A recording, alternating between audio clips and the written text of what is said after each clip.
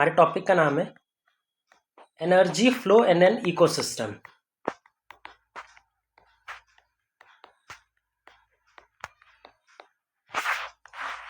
Ecosystem, पहली बात ये याद रखना पड़ेगा कि कोई भी इकोसिस्टम हो, इकोसिस्टम हमेशा एनर्जी के लिए ओपन सिस्टम होते हैं।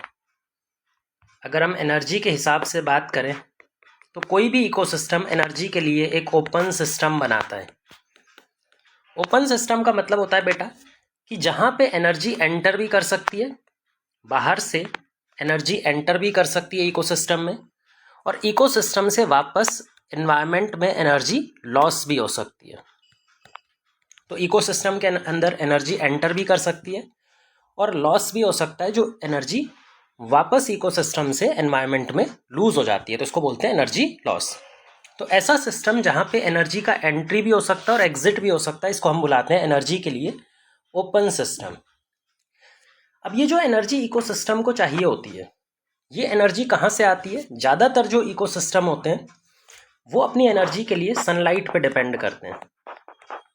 धरती की ज़्यादातर इकोसिस्टम, ऑलमोस्ट सारी भी आप बोल सकते हो, इकोसिस्टम सनलाइट एनर्जी पर डिपेंड कर रहे होते हैं। सनलाइट के ऊपर, सन के ऊपर अपनी एनर्जी रिक्वायरमेंट्स के लिए डिपेंडेंट होते हैं। लेकिन कुछ ऐसे भी इकोसिस्टम होते हैं जहाँ पे सनलाइट नहीं पहुँचती, जिसको हम बोलते हैं deep sea, hydrothermal vents. Deep sea में लोकेटेड है हाइड्रोथर्मल वेंट्स। तो डीप सी में तो सनलाइट पहुंचती नहीं है, सनलाइट तो एक पर्टिकुलर डेप्थ तक ही ओशन को क्रॉस करती है, नीचे बिल्कुल फ्लोर पे तो सनलाइट जाती नहीं है। तो ऐसे इकोसिस्टम जो डीप सी हाइड्रोथर्मल वेंट्स हैं, यहाँ पर ऑर्गेनिज्म अपनी एनर्जी के लिए किस पे डिपेंड करता है, या फिर इकोसिस्टम एनर्जी के लिए किस पे डिपेंड करता है? केमिकल रिएक्शन के ऊपर में, केमिकल एनर्जी पे डिपेंड करते हैं। अब जो केमिकल एनर्जी यहाँ पर निकलेगी, उसको हार्वेस्ट करने के लिए यहाँ पर कुछ बैक्टीरिया पाए जाते हैं, जिनको हम बोलते हैं chemosynthetic bacteria, chemo autotrophic bacteria. हमें मालूम है, हमने पहले भी पढ़ रखा है कीमोसिंथेटिक बैक्टीरिया के बारे में, कि ये बैक्टीरिया केमिकल रिएक्शन के थ्रू अपनी एनर्जी को ऑब्टेन करते हैं और उस एनर्जी से फूड का सिंथेसिस करते हैं।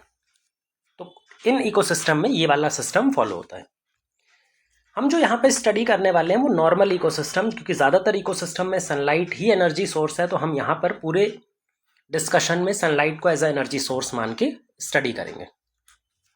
अब एक इकोसिस्टम यहाँ पे बनाते हैं और किस तरह से एनर्जी का फ्लो होता है उसमें, वो चीज़ समझते हैं। मान लो यहाँ पे सन है,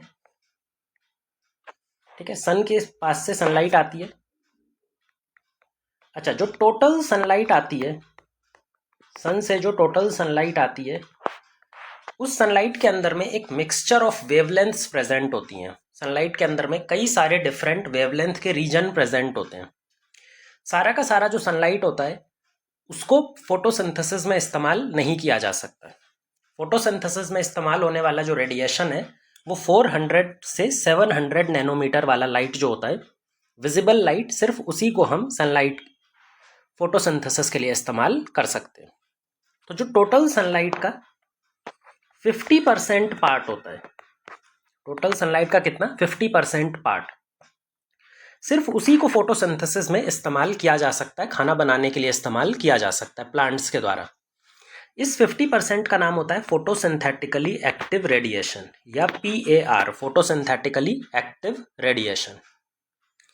इस फोटोसिंथेटिकली एक्टिव रेडिएशन का भी प्लांट सिर्फ और सिर्फ 2 से लेकर 10% तक एब्जॉर्ब कर पाते हैं, क्योंकि सारा तो प्लांट एब्जॉर्ब नहीं कर सकता। तो 2 से लेकर 10% ही इसका प्लांट क्या कर पाते हैं? एब्जॉर्ब। और इसको एब्जॉर्ब करने के बाद में जो प्लांट होगा, या मान लो प्रोड्यूसर, क्योंकि प्लांट बहुत सारे तरह के हो सकते हैं, तो हम इसको एक जर्नल कैटेगरी में रखें, प्रोड्यूसर। तो इस 50% का 2 से 10% प्लांट एब्जॉर्ब करता है और इसको खाना बनाता है, फूड सिंथेसाइज करता है। अच्छा, प्लांट्स ने खाना बना लिया, फूड सिंथेसाइज कर लिया, लेकिन प्लांट्स के अंदर में जो एनर्जी स्टोर्ड है, उस स्टोर्ड फॉर्म ऑफ एनर्जी को प्लांट अपने अंदर में हमेशा नहीं रख सकता। उस एनर्जी को दूसरे लेवल तक पहुंचाना होगा, मतलब दूसरे ऑर्गेनिज्म को ट्रांसफर करना है। एनर्जी किसी भी एक ऑर्गेनिज्म के अंदर में फिक्स्ड नहीं रहती, वो एक जगह से दूसरे ऑर्गेनिज्म में मूव करती है। तो प्लांट को जो फीड करते हैं, मान लो प्लांट को कौन फीड करता है? हर्बीवोर्स। हर्बीवोर्स, ठीक है। हर्बीवोर्स कोई भी हो सकता है, अलग अलग इकोसिस्टम में अलग अलग टाइप के हर्बीवोर्स हो सकते हैं। प्लांट को फीड किया हर्बीवोर ने। अच्छा, हर्बीवोर को किसने फीड किया? हर्बीवोर को फीड किया प्राइमरी कार्निवोर ने। प्राइमरी कार्निवोर ने, जो पहला कार्निवोर है, जो फ्लैश खाता है, जो हर्बीवोर को खाता है। प्राइमरी कार्निवोर को सेकेंडरी कार्निवोर ने, हो सकता है इसके ऊपर एक और कार्निवोर हो, टर्शरी कार्निवोर या फिर टॉप कार्निवोर या टॉप कार्निवोर, क्योंकि जनरली ये जो लेवल्स होते हैं वो 3 से 4 लेवल ही दिखाई पड़ते हैं। ऐसा क्यों होता है वो भी हम समझेंगे, लेकिन जनरली ये 3 से 4 लेवल ही दिखाई पड़ते हैं। जिसको कोई भी नहीं खाता उसको हम बोलते हैं टॉप कार्निवोर, ठीक है। तो ये टॉप कार्निवोर हो गया। एनर्जी का फ्लो प्लांट से हर्बीवोर, हर्बीवोर से प्राइमरी कार्निवोर, प्राइमरी कार्निवोर से सेकेंडरी कार्निवोर और उसके बाद में टॉप कार्निवोर तक पहुंच जाता है। अब ये जो एनर्जी का फ्लो इस लीनियर फॉर्म में हो रहा है, मतलब एक ऑर्गेनिज्म से दूसरे ऑर्गेनिज्म, दूसरे ऑर्गेनिज्म से तीसरे ऑर्गेनिज्म, इस लीनियर चेन को हम बुलाते हैं फूड चेन। ये जो लीनियर चेन बनती है ना, सीधी सीधी चेन बन रही है ऑर्गेनिज्म की, इसी चेन को हम बोलते हैं फूड चेन। अच्छा, इस फूड चेन के अंदर हर एक लेवल, हर एक ऑर्गेनिज्म, या ऑर्गेनिज्म कहना ठीक नहीं है, हर एक लेवल, हर एक स्टेप एक पर्टिकुलर ट्रोफिक लेवल को दर्शाता है, एक पर्टिकुलर फीडिंग लेवल को दर्शाता है। जो भी स्टेप यहाँ पे आपने बनाए हैं, चाहे प्लांट की बात करें तो प्लांट एक ट्रोफिक लेवल बनाएगा, एक फीडिंग लेवल बनाएगा। हर्बीवोर्स की बात करें तो वो एक फीडिंग लेवल बनाएंगे। प्राइमरी कार्निवोर वो भी एक फीडिंग लेवल बनाएंगे। इस तरह से हर एक स्टेप एक फीडिंग लेवल बनाता है, एक ट्रोफिक लेवल बनाता है। तो प्लांट्स जो हैं ये प्राइमरी ट्रोफिक लेवल, सबसे पहला ट्रोफिक लेवल हमेशा प्रोड्यूसर के पास होता है या फिर प्लांट के पास होता है। जो सेकेंड ट्रोफिक लेवल होता है, वो हर्बीवोर्स के पास होता है, ऐसे एनिमल्स जो प्लांट को फीड करते हैं। जो थर्ड ट्रोफिक लेवल होता है वो प्राइमरी कार्निवोर के पास होता है, ऐसे एनिमल्स जो दूसरे हर्बीवोर्स को खाते हो। ये हो गया हमारा फोर्थ ट्रोफिक लेवल, और ये है fifth trophic level. 5 trophic level बहुत ही रेयर मिलते हैं। ज़्यादातर जो फूड चेन होती हैं वो 4 ट्रोफिक लेवल या फिर 3 ट्रोफिक लेवल पर ही आके ख़त्म हो जाती हैं। अब ऐसा क्यों होता है? जब हम एनर्जी का कैलकुलेशन करेंगे तो वहाँ पे आपको बताएंगे कि ज़्यादातर फूड चेन या तो 3 ट्रोफिक लेवल या तो 4 ट्रोफिक लेवल तक की होती है। 5 या उससे ऊपर तो कभी भी नहीं जाती हैं, रेयरली कभी 5 जा सकती है, उससे ऊपर बहुत मुश्किल हो जाता है। ये हमारे पास में एक फूड चेन आ गया। अब यहां पर देखना, ये हमारा इकोसिस्टम में एनर्जी का मूवमेंट कंप्लीट किस तरह से होता है ये हमने समझ लिया। अब इस मूवमेंट को ध्यान से देखोगे ना तो तुम्हें थर्मोडायनेमिक्स के 2 लॉज की याद आएगी। थर्मोडायनेमिक्स के 2 लॉज की याद आएगी। कौन कौन से लॉज की, ये समझना। ये जो पहला स्टेप है ये हमें थर्मोडायनेमिक्स के सेकंड लॉ के बारे में बताता है। अभी हम रिवाइज करेंगे, और ये जो फूड चेन है ये फर्स्ट लॉ के बारे में बताती है। अच्छा, सेकंड लॉ क्या बोलता है? सेकंड लॉ जो थर्मोडायनेमिक्स का है, आपने पढ़ा होगा फिजिक्स केमिस्ट्री में, कि किसी भी चीज को साथ में रखना या फिर किसी भी चीज को ऑर्गेनाइज करने के लिए हमें एक एनर्जी रिक्वायर्ड होती है, जो कि उसके दूर जाने की टेंडेंसी को, जो उसकी एंट्रोपी वाली टेंडेंसी होती है। कोई भी मॉलिक्यूल क्या चाहता है, कोई भी चीज क्या चाहती है? रैंडमनेस चाहती है, जिसको बोलते हैं एंट्रोपी। लेकिन अगर आपको उसको साथ में रखना है, उसको कलेक्ट करके रखना है, तो कलेक्ट करने के लिए आपको एंट्रोपी को अपोज करना पड़ेगा, एक एक्स्ट्रा एनर्जी लगानी पड़ेगी टू अपोज द एंट्रोपी। तो सेकंड लॉ ये बोलता है कि अगर आपको इकोसिस्टम चलाना है, सारी चीज़ों को एक जगह बैलेंस करके रखना है, तो हमेशा एक कांस्टेंट इनपुट डालना पड़ेगा, एक कांस्टेंट इनपुट डालना पड़ेगा इकोसिस्टम में ऑफ एनर्जी। और ये एनर्जी करती क्या है? ये एनर्जी एंट्रोपी को अपोज करती है। जो एंट्रोपी है, एंट्रोपी मतलब tendency of molecules to move randomly, एक दूसरे से रैंडम मूव करना की टेंडेंसी जो होती है उसी को बोलते हैं एंट्रोपी। लेकिन हमें एंट्रोपी को अपोज करना है, हमें मॉलिक्यूल्स को साथ में लेकर के उनको ऑर्गेनाइज करके बायोमास बनाना है। तो यहाँ पे एनर्जी क्या करेगी, एंट्रोपी को अपोज करेगी। तो ये जो स्टेप है कि हमें किसी भी इकोसिस्टम को चलाने के लिए लगातार एनर्जी सोर्स चाहिए होता है। जो एनर्जी सोर्स होता है वो ज़्यादातर इकोसिस्टम में सनलाइट ही होता है। अच्छा, एनर्जी सोर्स के बाद में हम दूसरा स्टेप पे आते हैं। दूसरा जो स्टेप है दैट इज फूड चेन, जो लिविंग ऑर्गेनिज्म के बीच में किस तरह से एनर्जी का फ्लो हो रहा है, किस तरह से एनर्जी एक स्टेप से दूसरे स्टेप में मूव कर रही है, उसको समझा रहा है। ये हमारे थर्मोडायनेमिक्स के फर्स्ट लॉ के अकॉर्डिंग होता है।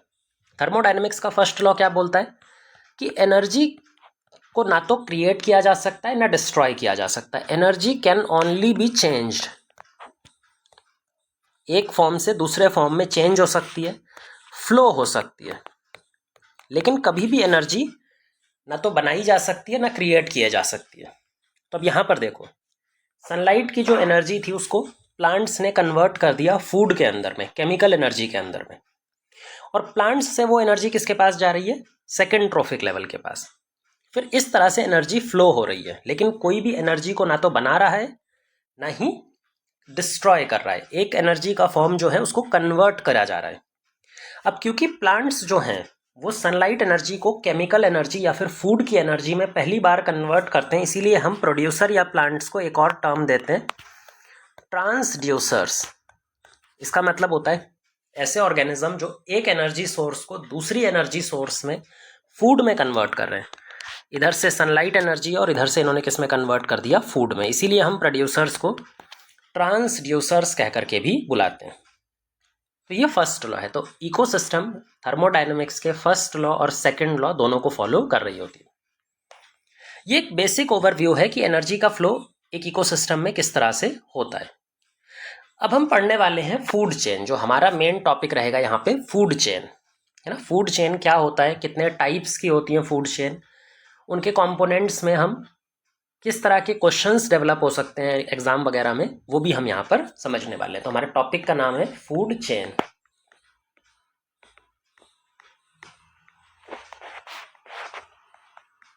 पहले फूड चेन की एक डेफिनेशन लिखते हैं। एक linear relationship, a linear relation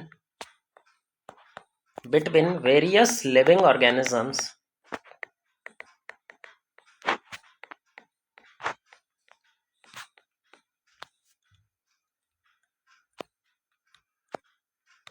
depending on their feeding habit,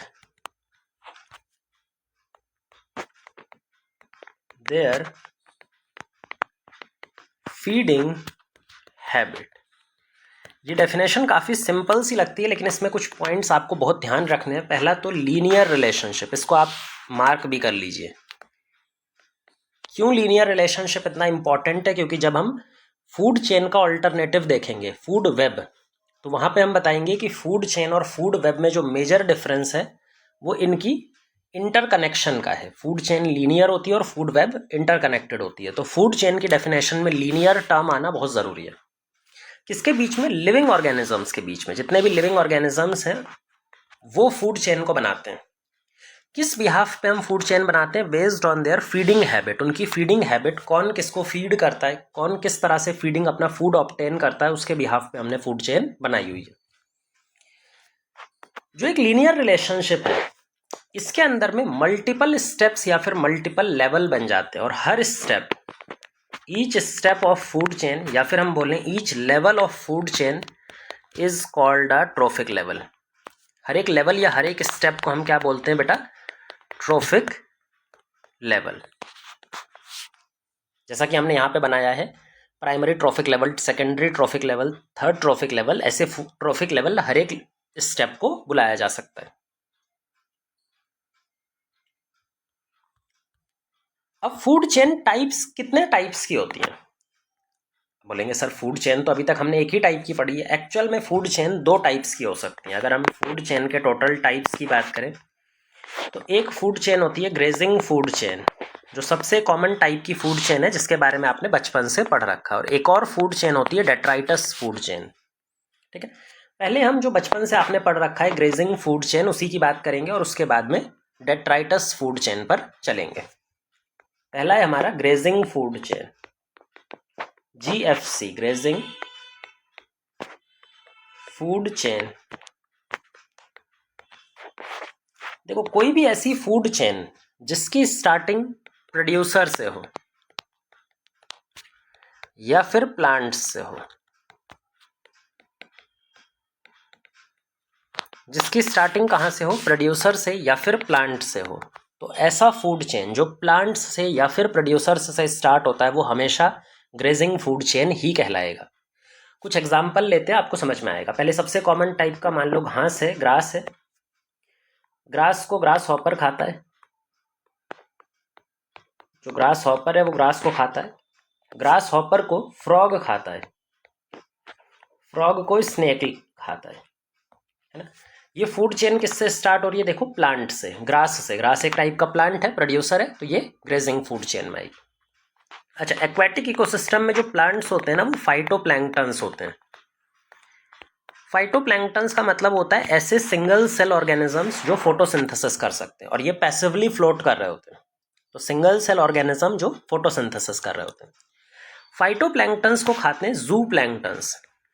जू प्लैंक्टन्स भी अराउंड सिंगल सेल होते हैं, पैसिवली मूव कर रहे होते हैं पानी में। लेकिन इनके अंदर जो डिफरेंस है फाइटोप्लैंक्टन से कि ये अपना फोटोसिंथेसिस नहीं कर सकते। ये फूड के लिए किस पे डिपेंड करते हैं, जू प्लैंक्टन्स पे। तो ये हो गए जू प्लैंक्टन्स। जू प्लैंक्टन्स को फिश खाती है और फिश को बड़ी फिश या फिर लार्जर फिश, बिगर फिश। तो ये एक एक्वेटिक इकोसिस्टम का फूड चेन है जो कि है ग्रेजिंग फूड चेन, क्योंकि ये कहाँ से स्टार्ट हो रहा है, फाइटोप्लैंक्टन्स, और फाइटोप्लैंक्टन्स प्रोड्यूसर्स होते हैं। एक और एग्जांपल याद रख लेते हैं। मान लो कोई ट्री है, कोई प्लांट है या फिर कोई ट्री है। इस ट्री के सीड को कोई बर्ड खाता है। इस ट्री के अंदर सीड लगते हैं और सीड को कौन खाता है, छोटा बर्ड। उस छोटे बर्ड को बड़ा बर्ड या फिर मान लो स्नेक खाता है या हॉक। बड़ा बर्ड मान लेते हैं हॉक। तो ये भी क्या है, ग्रेजिंग फूड चेन, क्योंकि कहाँ से स्टार्ट हो रहा है, प्रोड्यूसर से। तो जब भी प्रोड्यूसर से स्टार्ट होगा तो हम उसको ग्रेजिंग फूड चेन के अंदर ही काउंट करने वाले हैं। फिर डेट्राइटस फूड चेन क्या है, सेकेंड टाइप का जो फूड चेन है, that is detritus food chain. That is detritus food chain. अब जो डेट्राइटस फूड चेन है वो समझने से पहले हमें इस डेट्राइटस का मतलब पता होना चाहिए। डेट्राइटस का मतलब होता है डीकंपोजिंग मटीरियल, डीकंपोजिंग मैटर। मान लो पत्ते गिर गए, फॉलन लीव्स है जो टूट कर गिर गए, ट्री की ब्रांच है, कोई ब्रांच टूट के गिर गई वो है, लीव्स हैं जो टूट कर गिर गए वो है। तो ये सब जितना भी वेस्ट मटेरियल बनता है, जो डिकम्पोजिंग ऑर्गेनिक मैटर बनता है, इस पूरे को मिला करके अपने क्या बोलते हैं, डेट्राइटस। कोई भी ऑर्गेनिज्म मरता है तो फाइनली जाकर के डेट्राइटस बनाएगा। जब इस डेट्राइटस के ऊपर में लिविंग ऑर्गेनिज्म फीड करते हैं, जब इस डेट्राइटस के ऊपर में लिविंग ऑर्गेनिजम्स फीड करते हैं, मान लो यहाँ पे फीड करती हैं एंट्स, फीड करती हैं, स्नेल फीड करता है, अर्थवॉर्म फीड करता है इसको, है ना। और इन एंट्स को, स्नेल को बर्ड फीड करती है। तो ये भी एक तरह का फूड चेन नहीं बन गया, ये भी तो एक लीनियर रिलेशनशिप है। लेकिन यहाँ पर स्टार्टिंग प्लांट्स से नहीं हो रही है, कहाँ से हो रही है, डेट्राइटस से। क्योंकि यहाँ पे स्टार्टिंग डेट्राइटस या फिर वेस्ट मटेरियल से हो रही है, वेस्ट ऑर्गेनिक मटेरियल से हो रही है। तो इस तरह की फूड चेन को अपने बोलते हैं डेट्राइटस फूड चेन या फिर DFC, डेट्राइटस फूड चेन। जो प्लांट्स से स्टार्ट ना हो, वेस्ट मटेरियल डेट्राइटस से स्टार्ट हो, तो इसको बोलते हैं डेट्राइटस फूड चेन।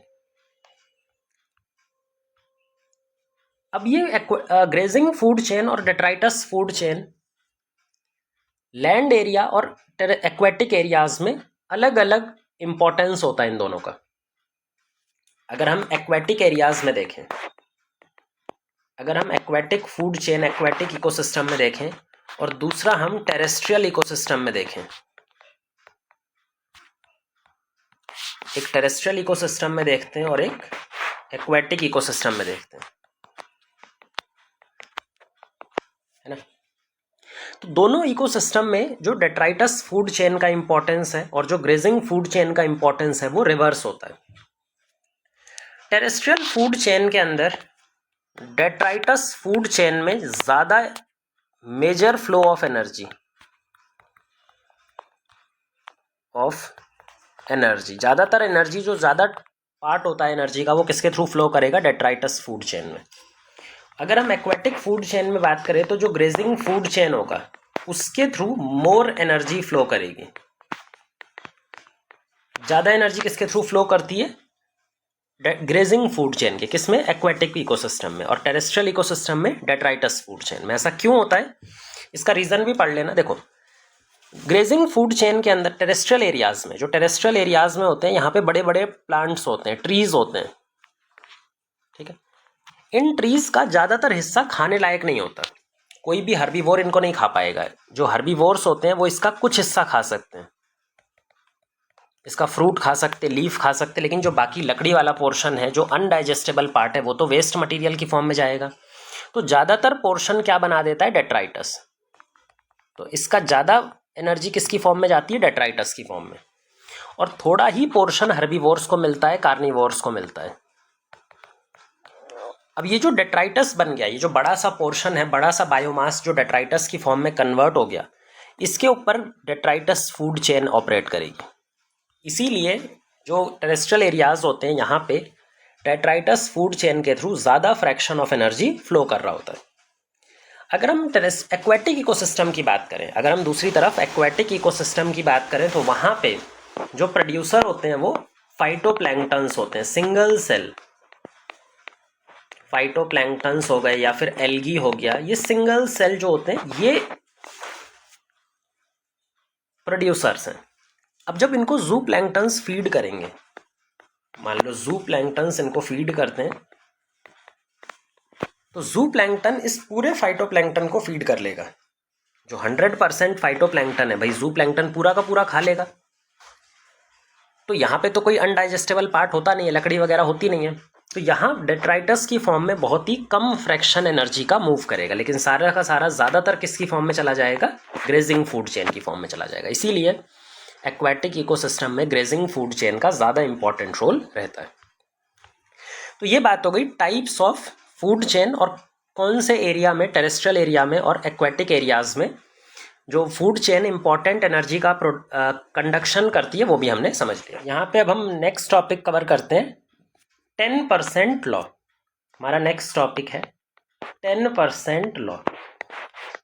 अभी हमने बताया था कि फूड चेन के थ्रू एनर्जी का ट्रांसफर एक ट्रॉफिक लेवल से एक ऑर्गेनिज्म से दूसरे ऑर्गेनिज्म में हो रहा है, लेकिन ये जो एनर्जी का मूवमेंट होता है फूड चेन के अंदर, इसको गवर्न करता है 10% लॉ। 10% लॉ का सिंपल सा एक्सप्लेनेशन है, जैसा इसका नाम है, किसी भी ट्रॉफिक लेवल से, एक ट्रॉफिक लेवल से जो नेक्स्ट ट्रॉफिक लेवल या उसके ऊपर वाला जो ट्रॉफिक लेवल है, वहाँ पर जब फूड या फिर एनर्जी का ट्रांसफ़र होता है, तो उस ट्रांसफ़र में सिर्फ 10% एनर्जी ही ट्रांसफ़र हो सकती है। मान लो यहाँ पे एक ट्रॉफिक लेवल है, ट्रॉफिक लेवल 1, और यहाँ पे इसको फीड करने वाला ट्रॉफिक लेवल 2। ये जो ट्रॉफिक लेवल 2 है, ये ट्रॉफिक लेवल 1 के मेंबर को फीड करता है। तो एनर्जी कैसे मूव करेगी? एनर्जी 1 से 2 की तरफ। इसको हम थोड़ा सा और अलग तरीके से बना लेते हैं ताकि वो समझ में आएगा। एनर्जी जो है वो कहाँ से कहाँ मूव करेगी? ट्रॉफिक लेवल 1 से 2 की तरफ मूव करेगी। लेकिन क्या 100% एनर्जी मूव कर सकती है? नहीं, बहुत सारी एनर्जी का लॉस हो जाता है in the form of heat. और सिर्फ कितनी एनर्जी ट्रांसफ़र हो सकती है? 10%। अगर यहाँ पे 100% थी तो यहाँ पे आपको 10% एनर्जी मिलेगी, और इसके ऊपर जाएंगे तो इसका भी 10% हो जाएगा। जो हमारे पास में ये 10% है, इसका भी 10% कर दीजिए, तो यहाँ पे कितनी एनर्जी आएगी? 1%। ठीक है, बाकी एनर्जी हीट की फॉर्म में लॉस हो जाती है। तो एनर्जी कभी भी 100% एफिशिएंसी के साथ ट्रांसफ़र नहीं होती। हर ट्रॉफिक लेवल पे 90% तो वो ऑर्गेनिज्म यूज़ कर लेता है, कुछ हीट की फॉर्म में लॉस हो जाती है, और जो 10% एनर्जी बचती है सिर्फ वो आगे चल करके ट्रांसफर हो रही होती है। तो इसी को बोलते हैं 10% लॉ। ये 10% लॉ बहुत इंपॉर्टेंट है, इस पर न्यूमेरिकल क्वेश्चंस बहुत बन सकते हैं। थ्योरी में तो कुछ समझने वाला इसमें है नहीं, सिर्फ 10% एनर्जी ट्रांसफर होती है, लेकिन न्यूमेरिकल क्वेश्चंस बनाने के लिए यहाँ पे बहुत सारा ऑप्शंस बचता है। एक क्वेश्चन हम समझते हैं, उसके थ्रू और अच्छे से आपको समझ में आएगा। मान लो यहाँ पे प्लांट्स हैं, प्लांट्स को फीड करता है रैबिट, रैबिट को फीड करती है स्नेक, और स्नेक को फीड करता है हॉक। ठीक है ना, ये ईगल की तरह ही एक हॉक होता है जो इसको फीड करता है। अब अगर हमें क्वेश्चन में दे दिया गया कि यहाँ पे हमारे पास 1000 किलो जूल एनर्जी प्रेजेंट है, तो रैबिट में कितनी एनर्जी जाएगी? रैबिट में एनर्जी जाएगी 100 किलो जूल, 10%, इसका 10%, स्नेक में इसका 10%, मतलब 10 किलो जूल, और हॉक में 1 किलो जूल, मतलब उसका भी 10%। अब अगर आप ध्यान से देखेंगे तो जैसे जैसे हम ट्रॉफिक लेवल ऊपर की तरफ जा रहे हैं तो एनर्जी कंटेंट कम होता जा रहा है। भाई जैसे जैसे हम ट्रॉफिक लेवल में ऊपर जा रहे हैं तो जो एनर्जी लेवल है या फिर एनर्जी का जो कंटेंट है ट्रॉफिक लेवल में वो रिड्यूस होता जा रहा है, और बहुत ही सिग्निफिकेंटली तरीके से बहुत ही तेज रिड्यूस हो रहा है। क्योंकि एक लेवल के बाद अगर हम और ऊपर जाएंगे तो एनर्जी कंटेंट इतना कम हो जाता है कि उसके ऊपर ट्रॉफिक लेवल सर्वाइव करना पॉसिबल नहीं है। इसीलिए जो ज़्यादातर ट्रॉफिक चेन्स होती हैं वो 3 ट्रॉफिक लेवल या फिर 4 ट्रॉफिक लेवल की होती हैं, क्योंकि अगर 4 के ऊपर जब हम जाते हैं तो एनर्जी कंटेंट इतना ज़्यादा रिड्यूस हो चुका होता है कि वहाँ पे सर्वाइव करना, किसी ट्रॉफिक लेवल को मेंटेन करना पॉसिबल नहीं होता। यही रीज़न होता है कि जो ट्रॉफिक लेवल्स होते हैं या फिर जो फूड चेन होती हैं, फूड चेन के अंदर में यूजुअली कितने ट्रॉफिक लेवल मिलते हैं? 3 या फिर 4, उससे ज़्यादा मिलना बहुत ही रेयर कंडीशन में मिलते हैं। ये एक न्यूमेरिकल क्वेश्चन था, ये सबसे सिंपल टाइप का था समझाने के लिए। अब हम थोड़ा सा डिफिकल्ट टाइप का डिफिकल्टी लेवल बढ़ाते हैं। सेकंड क्वेश्चन, यहाँ पे हमने आपको सनलाइट की एनर्जी दे दी। मान लो सनलाइट के अंदर में 10,000 किलो जूल एनर्जी थी, है ना। ये सनलाइट एनर्जी पड़ती है ग्रास में, इस ग्रास को खाता है डियर और डियर को खाता है लायन, है ना। बिल्कुल सिंपल टाइप का फूड चेन है, लेकिन एनर्जी अब की बार हमने सनलाइट की दी है। और हमसे पूछा गया है कि ये जो थर्ड ट्रॉफिक लेवल है, ये तीसरा ट्रॉफिक लेवल है, यहाँ पर एनर्जी कंटेंट कितना प्रेजेंट होगा, इसके अंदर में कितना एनर्जी ट्रांसफर होगा। कुछ भी नहीं करना है आपको। देखो सबसे पहले आपको करना है कि इस सनलाइट एनर्जी का ग्रास कितना % एब्जॉर्ब करता है। तो हम मान के चलते हैं कि 1% एब्जॉर्ब करता है। क्या हमेशा यही मान के चलना है कि जो प्लांट्स हैं वो सनलाइट का 1% एब्जॉर्ब करते हैं, और उसके बाद जब एनर्जी ट्रांसफ़र होता है तो सिर्फ 10% होता है। ये तो हमें पता ही है, और ये वाला हमने पता कर लिया। जब 1% एनर्जी ग्रास एब्जॉर्ब करेगा सनलाइट का, तो कितनी एनर्जी ग्रास के पास ट्रांसफ़र होने वाली है? सिर्फ और सिर्फ 100 किलो जूल। 2 जीरो यहाँ से हटा दीजिए, जो 100 का 2 जीरो था यहाँ से हमने हटा दिया, तो 100 किलो जूल ग्रास के पास है। इसमें से 10% आगे भेजना है। जब 10% भेजना है तो मतलब 1 ज़ीरो काट दीजिए 100 में से, तो यहाँ पे 10 किलो जूल एनर्जी ट्रांसफ़र होगी। फिर यहाँ से जब डियर के पास जाएगा तो 10% के लिए एक और जीरो काट दीजिए, और कितना बचेगा? सिर्फ और सिर्फ 1 किलो जूल। तो लायन या फिर थर्ड ट्रॉफिक लेवल में कितनी एनर्जी मिलेगी हमें? 1 किलो जूल एनर्जी मिलने वाली है। इस तरह के क्वेश्चन हम इस तरह से सॉल्व कर सकते हैं। अब ये सबसे सिंपल वाले क्वेश्चन थे, लेकिन 2023 नीट के अंदर 2023 नीट के अंदर में इस कॉन्सेप्ट को उन्होंने प्रोडक्टिविटी वाले कॉन्सेप्ट से ऐड करके एक बहुत मुश्किल कॉन्सेप्ट बना दिया था। तो जो प्रोडक्टिविटी वाला कॉन्सेप्ट था और इस कॉन्सेप्ट को 10% लॉ के कॉन्सेप्ट को मिला करके एक क्वेश्चन बनाया था, और बहुत ही डिफिकल्ट टाइप का क्वेश्चन हम मान सकते हैं वो बनाया था, जो काफ़ी बच्चों से सॉल्व नहीं हुआ था। अब 10% लॉ और प्रोडक्टिविटी कैसे रिलेट करते हैं एक बार हम उसको समझ लेते हैं, और उसके बाद में कुछ डिफिकल्ट टाइप के क्वेश्चन हम फिर करना शुरू कर सकते हैं। ठीक, देखो यहाँ पे मान लेते हैं सनलाइट आ रही है। सनलाइट के अंदर में जो एनर्जी है वो 1000 किलो जूल की है, या 10,000 किलो जूल मान लो, 10,000 किलो जूल की एनर्जी आ रही है। इस 10,000 किलो जूल की एनर्जी कौन एब्जॉर्ब करता है? प्लांट एब्जॉर्ब करता है। इस 10,000 किलो जूल की एनर्जी को प्लांट एब्जॉर्ब करता है, सारा एब्जॉर्ब नहीं करता, 1%। 1% यानी कि कितना परसेंट एब्जॉर्ब किया, यानी कि कितना एब्जॉर्ब किया? 100 किलो जूल। 1% का मतलब होता है दोनों जीरो काटने पड़ेंगे, तो 100 किलो जूल इसने एब्जॉर्ब किया। लेकिन क्या ये 100 का 100 किलो जूल प्लांट अपनी बॉडी में स्टोर करता है, बायोमास बनाने के लिए यूज कर सकता है? नहीं यूज कर सकता। जो 100 किलो जूल है ना, ये तो ग्रॉस प्रोडक्टिविटी है। जो 100 किलो जूल है ये क्या रिप्रेजेंट कर रहा है? Gross primary productivity. आपको मालूम होगा gross primary productivity initial production है, लेकिन सारा का सारा फूड हम अपनी बॉडी सिंथेसाइज करने में या बॉडी को बिल्ड करने में यूज नहीं कर सकते। इसमें से एक बहुत बड़ा फ्रैक्शन हम किस लिए यूज करते हैं? अपने day to day life activity को चलाने के लिए, जिसको बोलते हैं रेस्पिरेटरी लॉस।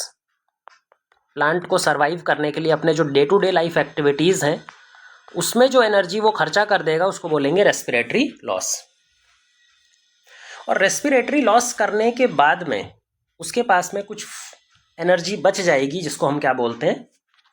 एनपीपी। तो जीपीपी माइनस रेस्पिरेटरी लॉस से क्या बनता है हमारे पास? NPP, net primary productivity. जब हमने जीपीपी में से आर को माइनस कर दिया, हम इसको और सही से लिख देते हैं, जीपीपी में से रेस्पिरेटरी लॉस को माइनस कर दिया तो हमारे पास नेट प्राइमरी प्रोडक्टिविटी बनी। ये जो नेट प्राइमरी प्रोडक्टिविटी है ये एक्चुअल में आप प्लांट्स का वो एनर्जी है जिसको वो बायोमास में कन्वर्ट करेगा। अपनी बॉडी को बिल्ड करने के लिए जो बायोमास बनाएगा प्लांट, वो इस एनपीपी के थ्रू बनाएगा। जितने भी नए लीफ या कोई भी प्लांट पार्ट जो प्लांट अपनी बॉडी में डेवलप करेगा, चाहे कोई लीफ बनाना हो तो किसके थ्रू बनाएगा? इस एनपीपी के थ्रू। अगर फ्रूट डेवलप करना हो तो इसके थ्रू बनाएगा, अगर रूट डेवलप करनी हो इसके थ्रू बनाएगा। तो जो एनपीपी है वही फाइनली जाकर के बायोमास में कन्वर्ट होता है, वही फाइनली जाकर के बायोमास में दिखाई पड़ता है, हमें किसी भी पार्ट में दिखाई पड़ेगा।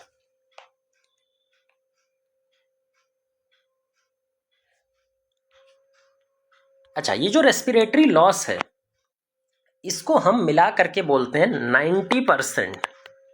ऐसे ही 90% नहीं होता, लेकिन आपके लेवल पे, क्योंकि यहाँ पे लॉस हमें 90% का करना है और बचना कितना चाहिए? 10%। यही 10% लॉ बोलता है। तो जो रेस्पिरेटरी लॉस है उसको हम 90% मान के चलेंगे और जो एनपीपी बचता है वो 10%। ठीक है, तो अगर इस प्लांट का जीपीपी 100 किलो जूल था तो इसका एनपीपी कितना आएगा? इसका एनपीपी, इसका 10% निकाल लो, 10 किलो जूल। सिर्फ 10 किलो जूल है जो इसके पत्ते बना रहा है, इसका रूट लीफ सब कुछ बना रहा है। अच्छा, इस प्लांट को कौन खाता है? इस प्लांट को खाता है ग्रास हॉपर। मान लेते हैं इस प्लांट को किसने खाया? हर्बीवोर ने। जो यहाँ पे हर्बीवोर कौन है? Grass hopper. जब ग्रास हॉपर ने इसको खाया तो जो प्लांट का एनपीपी था 10 किलो जूल, वो ग्रास हॉपर का क्या बन जाएगा? GPP, GSP, sorry, gross secondary productivity. क्योंकि ये तो कार्निवोर है, हर्बीवोर है, मतलब दूसरे ऑर्गेनिज्म को खा रहा है, कंज्यूमर है, तो इसकी सेकेंडरी प्रोडक्टिविटी बोलेंगे। इसकी ग्रॉस सेकेंडरी प्रोडक्टिविटी कितनी हो जाएगी? 10 किलो जूल। लेकिन क्या ये टोटल 10 किलो जूल को अपनी बॉडी सिंथेसाइज करने में यूज ले सकता है? नहीं। इस जीपीपी जीएसपी में से आपको रेस्पिरेटरी लॉस माइनस करना पड़ेगा, और जब रेस्पिरेटरी लॉस माइनस कर दोगे तो तुम्हें मिलेगा नेट सेकेंडरी प्रोडक्टिविटी। क्या मिलेगा तुम्हें? Net secondary productivity. और नेट सेकेंडरी प्रोडक्टिविटी कितना होगा? 10%, यानी कि 1 किलो जूल। तो ये नेट सेकेंडरी प्रोडक्टिविटी किसका है? ग्रास हॉपर का।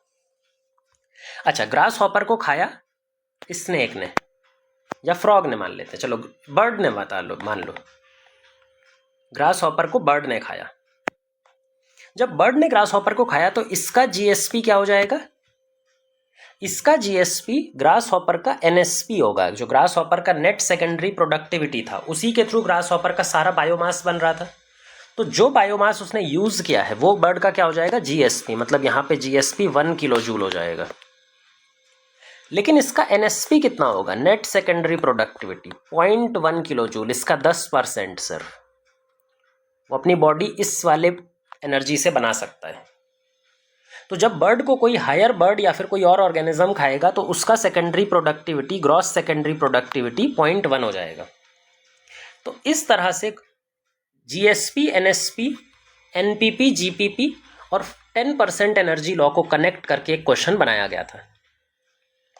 अब यहाँ पे बहुत ज़्यादा समझाने के लिए हमने बनाया था। अब इसको फॉर्मूले के फॉर्म में या इजी से डेवलप करने के लिए, समझने के लिए हम एक इजी रिप्रेजेंटेशन कर देते हैं। मान लो हमारे पास में ट्रोफिक लेवल्स हैं जिनका GPP माइनस रेस्पिरेटरी लॉस क्या बनेगा, net primary productivity. Primary productivity मतलब ये फर्स्ट ट्रोफिक लेवल है, फर्स्ट ट्रोफिक लेवल यानी प्रोड्यूसर। इसका NPP जो होगा वो नेक्स्ट ट्रोफिक लेवल का GSP बन जाएगा। Next trophic level, second trophic level का GSP, उसके GSP में से रेस्पिरेटरी लॉस माइनस कर देंगे तो वो उसका NSP बन जाएगा। ये हो गया सेकेंड ट्रोफिक लेवल। अच्छा, जब थर्ड ट्रोफिक लेवल इसको फीड करेगा तो ये उसका क्या बन जाएगा, GSP, ग्रॉस सेकेंडरी प्रोडक्टिविटी। जब इसमें से R माइनस कर देंगे तो नेट सेकेंडरी प्रोडक्टिविटी। आपको डायरेक्ट इस तरह से क्वेश्चन सॉल्व करना रहता है ना। जो क्वेश्चन आया था 2023 में, नीट 2023 में, वो भी मैं लिख देता हूँ यहाँ पे ताकि और इजी हो जाएगा आपको समझना। उन्होंने ये बताया था कि प्लांट्स का या फिर फर्स्ट ट्रोफिक लेवल का जो नेट प्राइमरी प्रोडक्टिविटी, उन्होंने नेट प्राइमरी प्रोडक्टिविटी दिया था 100 किलो जूल, कुछ इसी तरह का था, 100 जूल या फिर किलो जूल, वो तो यूनिट्स है, मतलब 100 कुछ था। और आपसे पूछा गया था कि थर्ड ट्रोफिक लेवल का GSP कितना होगा, थर्ड ट्रोफिक लेवल का GSP कितना होगा, ग्रॉस सेकेंडरी प्रोडक्टिविटी। तो अब देखो यहाँ से कैसे करेंगे हम। इसका NPP 100 है, मतलब सेकेंड ट्रोफिक लेवल का GSP भी कितना होगा, 100। भाई इसका NPP इसका GSP होता है, इसके GSP का 10% मतलब 10 किलो जूल यहाँ पे आ जाएगा, वो इसका NSP हो जाएगा। और जो इसका NSP है सेकेंड ट्रोफिक लेवल का, वो अगले वाले ट्रोफिक लेवल का GSP हो जाएगा, मतलब ये कितना हो जाएगा, 10 किलो जूल। तो इस तरह का क्वेश्चन यहाँ पे बन रहा था। अब बच्चों ने क्या किया था, बच्चों ने डायरेक्टली नॉर्मल फॉर्मूला लगा दिया था। प्लांट्स यानी first trophic level, first trophic level से सेकेंड ट्रोफिक लेवल और सेकेंड ट्रोफिक लेवल से थर्ड ट्रोफिक लेवल। तो उन्होंने क्या रखा था, यहाँ पे 100 का यहाँ पे 10 और 10 का 1 किलो जूल।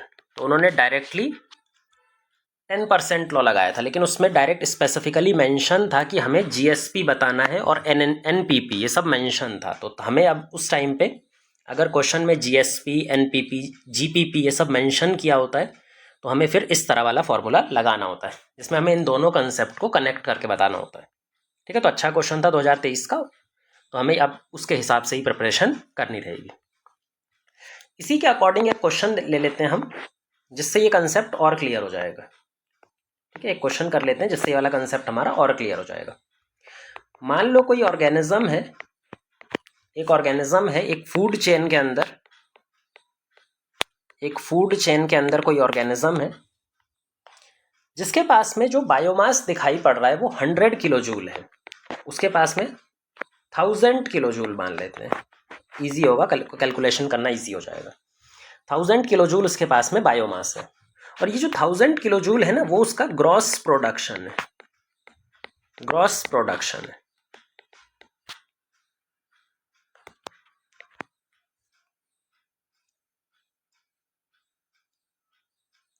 ठीक है,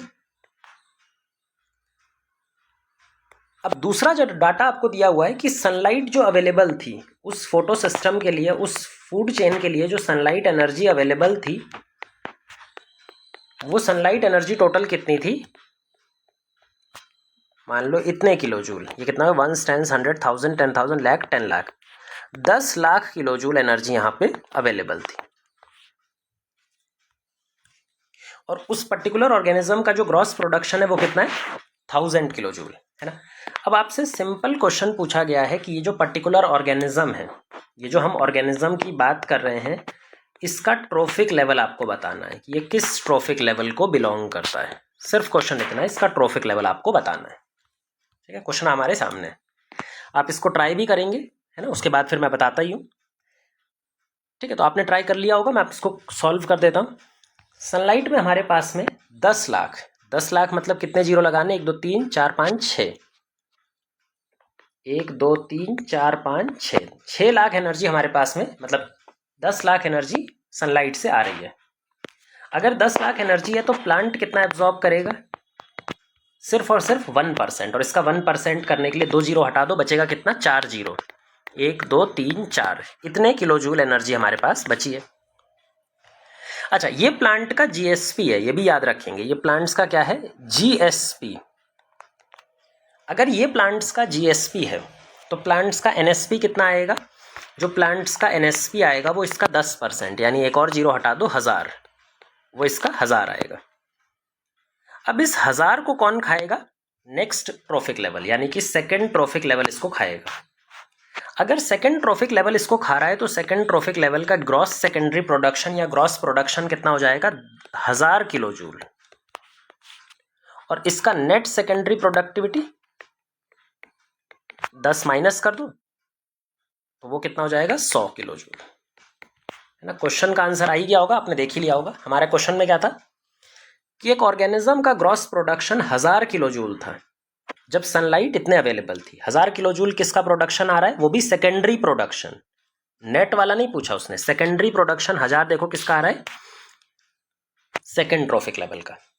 ऐसे तो 1000 प्रोडक्शन इसका भी आ रहा है, लेकिन ये प्राइमरी प्रोडक्शन है, सॉरी एनपीपी होगा ये, नेट प्राइमरी प्रोडक्शन। लेकिन हमें नेट प्राइमरी प्रोडक्शन नहीं बताना, हमें सेकेंडरी प्रोडक्शन बताना था, वो भी ग्रॉस सेकेंडरी प्रोडक्शन।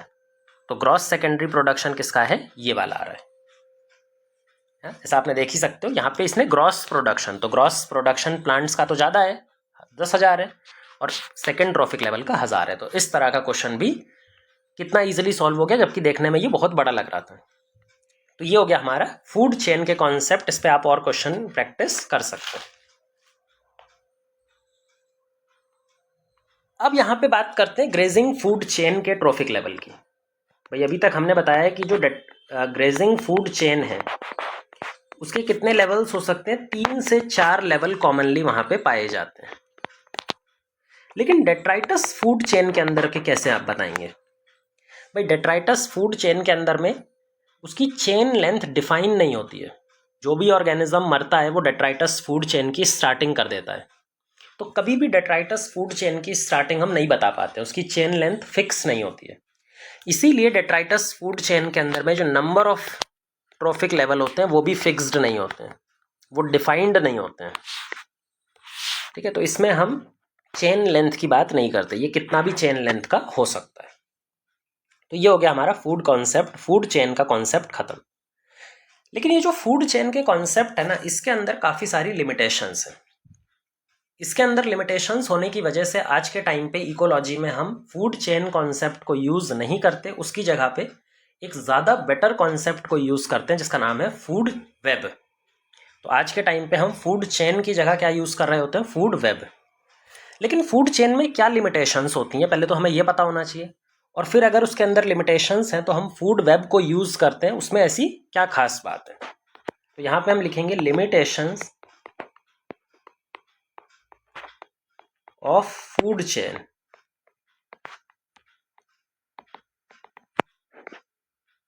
देखो सबसे पहला लिमिटेशन है कि फूड चेन एक सिंपल रिप्रेजेंटेशन है समझाने के लिए, किसी भी इकोसिस्टम को समझने के लिए एक सिंपल रिप्रेजेंटेशन है, सिंपल लीनियर रिलेशनशिप है। लेकिन नेचर में कभी भी इतना सिंपल रिलेशनशिप एग्जिस्ट नहीं करता। जैसे अगर हम बताएं कि ग्रास है, ग्रास को डियर ने खाया और डियर को लायन ने खाया, ये एक लीनियर रिलेशनशिप है। लेकिन इस रिलेशनशिप में क्या समझ में आ रहा है कि भाई लायन हमेशा किसको खाता है, डियर को, और डियर हमेशा किसको खाती है, ग्रास को। क्या ऐसा होता है हमेशा नेचर में? नहीं भाई, लायन जरूरी थोड़ी है डियर को खाएगा। अगर उसके पास में कोई बफेलो होगी तो वो उसको भी खा लेगा, कोई दूसरा एनिमल है तो वो उसको भी खा सकता है। तो ये लीनियर रिलेशनशिप का जो कॉन्सेप्ट है ना, वो नेचर में एग्जिस्ट करता ही नहीं है। जो फूड अवेलेबल होता है, और हर ऑर्गेनिज्म मल्टीपल फूड को प्रेफर करता है। कोई भी ऑर्गेनिज्म क्या करता है, मल्टीपल फूड पे फीड करता है, एक सिंगल फूड पे कोई भी डिपेंडेंट नहीं रहता। तो जो लीनियर रिलेशनशिप की बात है वो गलत है, वो नेचर में कभी भी दिखाई नहीं पड़ती।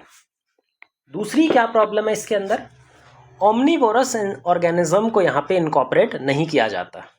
बहुत सारे ऐसे ऑर्गेनिज्म होते हैं जो कैसे बिहेव करते हैं, ओमनीवोरस।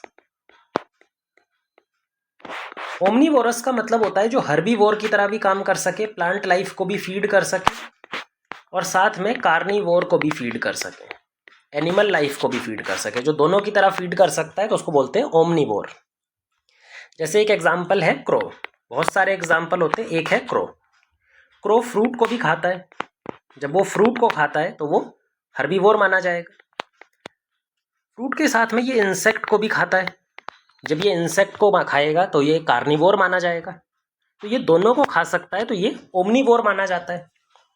अच्छा, समझना यहाँ पे कि जब ये फ्रूट को खाएगा तो इसका ट्रॉफिक लेवल क्या हो जाएगा, सेकंड ट्रॉफिक लेवल, मतलब ये हर्बीवोर है। जब ये इंसेक्ट को खाएगा तो इसका trophic level third trophic level हो जाएगा। क्योंकि ट्रॉफिक लेवल किसी स्पीसीज के लिए स्पेसिफिक नहीं होता, वो एक फंक्शनल लेवल है कि आप क्या चीज़ खा रहे हैं, उसके बेसिस पे उसका फंक्शन डिफाइन करने के लिए हम ट्रॉफिक लेवल प्रोवाइड करते हैं। तो क्रो का ट्रॉफिक लेवल 2 भी हो सकता है, 3 भी हो सकता है, डिपेंडिंग ऑन कि वो किस पर फीड कर रहा है। तो मतलब फूड चेन के अंदर में तो हम एक ऑर्गेनिज्म को एक ही लेवल प्रोवाइड करते हैं, तो वो भी गलत है। तो ओमनीवोरस ऑर्गेनिज्म के लिए फूड चेन नहीं अप्लाई हो सकती। तीसरा पॉइंट होता है कि जो ग्रेजिंग फूड चेन और डेट्राइटस फूड चेन होती हैं, ये अलग अलग नहीं चलती हैं, ये साथ में ही चलती हैं। ये कई जगहों पर इंटरकनेक्टेड होती हैं। जो ग्रेजिंग फूड चेन होती है और जो डेट्राइटस फूड चेन होती है वो आपस में इंटरकनेक्टेड होती है। डेट्राइटस फूड चेन के कई सारे जो मेंबर्स होते हैं वो ग्रेजिंग फूड चेन के प्रीडेटर्स के लिए प्रे की तरह काम करते हैं। जैसे हम यहाँ पे अगर एक फूड चेन बनाए, ग्रास को कौन फीड कर रहा है, फ्रॉग, और फ्रॉग को बर्ड ईट कर रही है मान लो, और इस बर्ड को स्नेक ईट कर रहा है ना। ये एक फूड चेन है, ग्रेजिंग फूड चेन। जब ये ग्रास डेड हो जाएगी तो ये क्या, ये डेट्राइटस बनाएगी भाई। जब ये ग्रास खत्म हो जाएगी तो ये बना देगी डेट्राइटस, और इस डेट्राइटस को फीड करता है मान लो कोई इंसेक्ट। इस इंसेक्ट को फीड करता है फ्रॉग, है ना। तो क्या ये डेट्राइटस फूड चेन कई कई जगहों पर ग्रेजिंग फूड चेन से रिलेटेड है, जुड़ी हुई है? बिल्कुल। तो ये दोनों चेन्स भी आपस में कई कई जगहों पर जुड़ी हुई रहती हैं, इंटरलिंक्ड होती हैं, सेपरेट नहीं होती हैं। इसीलिए फूड चेन का कॉन्सेप्ट यहाँ पर अप्लाई नहीं किया जा सकता नेचर में। तो नेचर में हम क्या करते हैं, नेचर में हम जो कंसेप्ट यूज़ करते हैं उसका नाम होता है फूड वेब। तो जो ज़्यादा बेटर ऑल्टरनेटिव है फूड चेन का, दैट इज फूड वेब। अब फूड वेब क्या होती है? वेब का मतलब होता है नेटवर्क या क्लस्टर। जब किसी चीज़ में नेटवर्क होता है या फिर क्लस्टर होता है तो उसको हम वेब बोलते हैं। तो फूड वेब भी क्लस्टर है या फिर नेटवर्क है किसका, मल्टीपल फूड चेन्स का, cluster of multiple food chains जो कई जगहों पर आपस में इंटरलिंक्ड होती हैं, जिसकी वजह से एक फूड वेब का निर्माण होता है। एक फूड वेब बनाते हैं, उससे आपको क्लैरिटी मिलेगी। यहाँ पे एक प्लांट है, ठीक है, इसको सेंटर में रखते हैं क्योंकि प्लांट फूड सिंथेसाइज करता है। इस प्लांट पे फीड करती है स्मॉल बर्ड। इस प्लांट पे क्या फीड कर रही है, स्मॉल बर्ड। इस प्लांट पे इंसेक्ट भी फीड करते हैं भाई, सिर्फ बर्ड तो फीड करेगी नहीं, इंसेक्ट भी फीड करेंगे। जो इस इंसेक्ट है इसको फ्रॉग खाता है, ठीक है, फ्रॉग इसको ईट करता है। इस फ्रॉग को क्या ईगल खा सकती है? बिल्कुल। क्या इस स्मॉल बर्ड को भी ईगल खा सकती है? बिल्कुल। जो छोटी बर्ड्स होती हैं, ईगल कई बार उसको भी हंट करती है और फ्रॉग को भी हंट कर रही होती है। इस फ्रॉग को स्नेक भी खा सकता है। अच्छा, इस स्नेक को ईगल भी खा सकता है। ईगल तो तीनों चीज़ों को खा सकता है, स्नेक को भी खा सकता है, फ्रॉग को भी खा सकता है, स्मॉल बर्ड को भी खा सकता है। जब ये प्लांट की डेथ होती है या इसके पत्ते गिरते हैं तो क्या बनता है, डेट्राइटस। क्या बनता है, डेट्राइटस, जो वेस्ट मटेरियल है। इस वेस्ट मटेरियल को कौन फीड कर रहा होगा? इस वेस्ट मटेरियल को फीड करने का काम करता है अर्थवॉर्म, जो कि डेट्राइटस फूड चेन चलाएगा। ये जो डेट्राइटस फूड चेन चल रही है, इसका अर्थवॉर्म को कौन फीड कर सकता है? Small bird. जो अर्थवॉर्म है उसको स्मॉल बर्ड खा सकती है।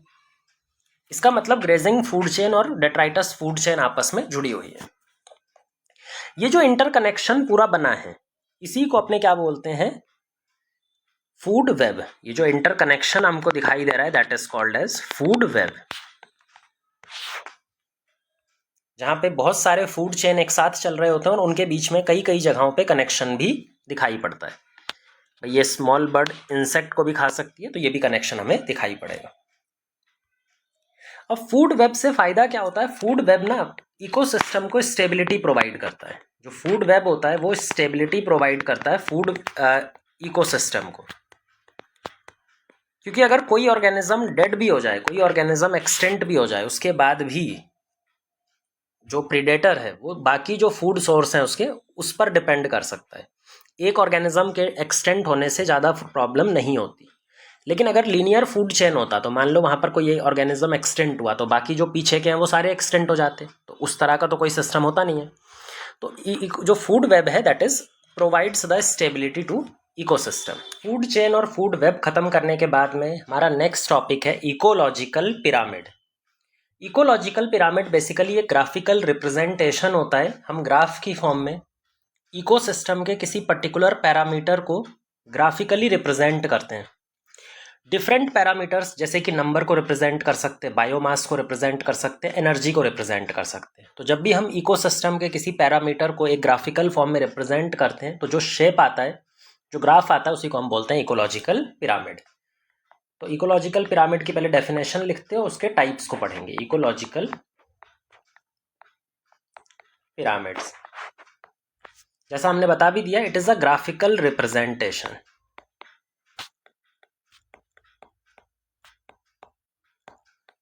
किसी एक इकोलॉजिकल कंपोनेंट का या फिर इकोलॉजिकल क्वांटिटी का, जिसमें से 3 क्वांटिटी को हम जनरली रिप्रेजेंट करते हैं। नंबर को रिप्रेजेंट कर सकते हैं, बायोमास को रिप्रेजेंट कर सकते हैं और एनर्जी को रिप्रेजेंट कर सकते हैं। एनर्जी को रिप्रेजेंट करने वाला एनर्जी पिरामिड, बायोमास पिरामिड और नंबर पिरामिड। जब भी हम पिरामिड बनाते हैं तो ज़्यादातर हमें इस तरह का एक कोनिकल शेप या फिर पिरामिड जैसा शेप मिलता है, ज़्यादातर मिलता है, कुछ एक्सेप्शनल भी मिलेंगे इसके अंदर कई सारे ऐसे रोज बनी हुई दिखाई देंगी। ये जो हर एक इंडिविजुअल रो है ना, ये एक ट्रॉफिक लेवल को रिप्रेजेंट कर रही है। नीचे वाला फर्स्ट ट्रॉफिक लेवल यानी प्रोड्यूसर को रिप्रेजेंट कर रहा है, उसके ऊपर सेकंड ट्रॉफिक लेवल, उसके ऊपर थर्ड ट्रॉफिक लेवल, उसके ऊपर में फोर्थ ट्रॉफिक लेवल। तो जो ट्रॉफिक लेवल है वो उनका नंबर ऊपर की तरफ बढ़ता जाता है। जब भी हम इस तरह का पिरामिड बनाते हैं, चाहे नंबर की बात करें, बायोमास की या एनर्जी की, तो जनरली हमें प्राइमरी प्रोड्यूसर्स या फिर जो प्लांट वाला फर्स्ट ट्रॉफिक लेवल है वहाँ पे क्वांटिटी सबसे ज़्यादा दिखाई पड़ती है। क्योंकि भाई प्लांट्स को आगे वाले ट्रॉफिक लेवल को सपोर्ट करना है, तो उसके पास में नंबर, बायोमास, एनर्जी सब कुछ ज़्यादा होना चाहिए। तो ज़्यादातर पिरामिड्स इसी शेप के दिखाई पड़ेंगे। इसको हम बोलते हैं अपराइट पिरामिड, अपराइट पिरामिड। लेकिन बहुत सारे पिरामिड्स होंगे जो इस शेप से ऑल्टर करेंगे, इस तरह के शेप को शो नहीं कर रहे होंगे। ठीक है ना, एक एक करके हम सारे पिरामिड्स को डिस्कस कर लेते हैं। पहले हम बात करने वाले हैं पिरामिड ऑफ नंबर। जो सबसे कॉमन टाइप का पिरामिड है that is pyramid of number. Pyramid of number का मतलब होता है कि जब हम डिफरेंट ट्रॉफिक लेवल्स में कितने नंबर में ऑर्गेनिज्म पाए जा रहे हैं उसको एक ग्राफ के फॉर्म में रिप्रेजेंट करेंगे, तो उसको बोलते हैं पिरामिड ऑफ नंबर। तो यहाँ पे हम डिफरेंट ट्रॉफिक लेवल्स का जो उसके अंदर ऑर्गेनिज्म है उनका नंबर रिप्रेजेंट करते हैं। इसका एक एग्जांपल लेते हैं ग्रास लैंड का। जो घास के मैदान होते हैं जहाँ पे बड़ी बड़ी घास लगती है, जहाँ बड़े प्लांट नहीं लगते, ट्री नहीं लगते हैं, घास लगते हैं। देखो घास के मैदान में सबसे ज़्यादा घास होगी, आपको मालूम होगा घास का नंबर बहुत सारा होता है एक जगह, एक यूनिट एरिया। मान लो 10 लाख एक एरिया में घास है, तो उस घास के ऊपर कितने डियर सपोर्ट कर सकते हैं? इनका नंबर कम होगा, मान लो 10,000 सपोर्ट कर सकते हैं। तो इन पे लायंस कितने सपोर्ट होंगे? कम लायंस सपोर्ट होंगे, मान लो 30 या 20 लायंस सपोर्ट होंगे। तो ग्रास लैंड में ग्रास का नंबर बहुत ज़्यादा होता है, डियर का नंबर उससे कम होता है और लायन का नंबर तो बहुत ज़्यादा कम हो जाता है। अच्छा, एक्वेटिक इकोसिस्टम की बात करते हैं। जब हम एक्वेटिक इकोसिस्टम की बात करते हैं तो यहाँ पे जो प्रोड्यूसर्स होते हैं वो फाइटोप्लैंक्टन्स होते हैं, सिंगल सेल ऑर्गेनिजम्स। यहाँ पे जो प्रोड्यूसर्स होते हैं वो प्रोड्यूसर्स कौन होते हैं? सिंगल सेल ऑर्गेनिज्म, जिसमें हमारे फाइटोप्लैंक्टन्स आते हैं,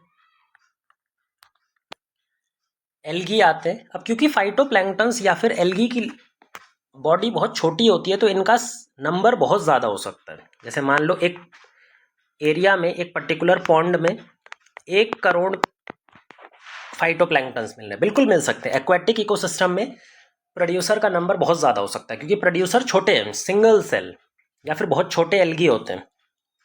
इन प्रोड्यूसर्स को कौन खाएगा? मान लो ये फाइटोप्लैंक्टन है, फाइटोप्लैंक्टन, तो इस फाइटोप्लैंक्टन को कौन खाता है? जू प्लैंक्टन। जू प्लैंक्टन भी बहुत छोटे होते हैं, सिंगल सेल की फॉर्म में होते हैं, लेकिन ये अपना खाना खुद से नहीं बना सकते, दूसरे पे फीड करते हैं। तो मान लो इनका नंबर है 10 लाख, क्योंकि ये भी सिंगल सेल है, बहुत नंबर में हो सकते हैं। इनको कौन फीड करेगा? छोटी फिश, जो स्मॉल फिश होगी वो फीड करेगी। तो फिश, स्मॉल फिश का नंबर मान सकते हैं हम 10,000 है, और बड़ी फिश, लार्ज फिश, तो लार्ज फिश का नंबर 10 बड़ी बड़ी फिश यहाँ पे प्रेजेंट है। नंबर जो होता है ना एक्वेटिक इकोसिस्टम में हमेशा ज़्यादा होता है, वो भी पर्टिकुलरली अगर हम प्रोड्यूसर्स की बात करें तो वहाँ पे प्रोड्यूसर का नंबर तो बहुत ज़्यादा हो जाता है क्योंकि वो सिंगल सेल से स्टार्ट होती है और सिंगल सेल बहुत ज़्यादा पाए जा सकते हैं per unit area, per unit volume of water. ये ग्रासलैंड की बात हो गई, एक्वेटिक इकोसिस्टम की बात हो गई। लेकिन अगर कभी आपके पास में फॉरेस्ट इकोसिस्टम आ जाए तो वहाँ पे कंडीशन चेंज हो जाती है। फॉरेस्ट इकोसिस्टम या फिर इसको ट्री इकोसिस्टम भी बोल देते हैं,